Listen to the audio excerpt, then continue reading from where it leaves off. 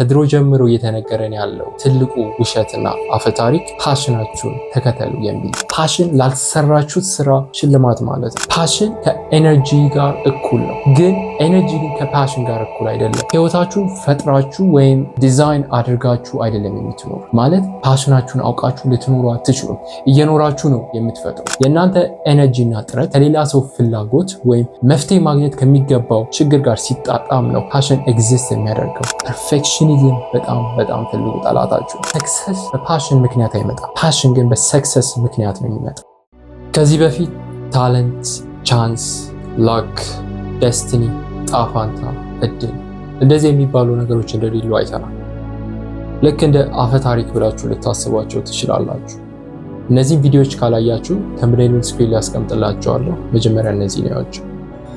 ከዚህ ሁሉ በላይ ግን ከድሮ ጀምሮ እየተነገረን ያለው ትልቁ ውሸትና አፈ ታሪክ ፓሽናችሁን ተከተሉ የሚል ነው።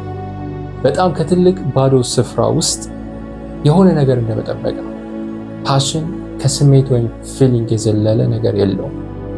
እናንተ ፓሽናችሁን አትከተሉ፣ ፓሽናችሁ ነው እናንተን የሚከተለው። የሆነ ሰው መጥቶ ምንድነው ፓሽን፣ ምንድነው ኢንትረስት የሚያደርግ ወይም የሚያደርግሽ ብሎ ቢጠይቅ መመለስ ያስቸግራል።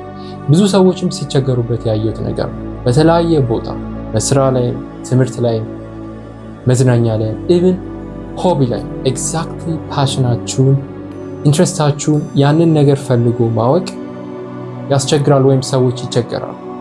ሰው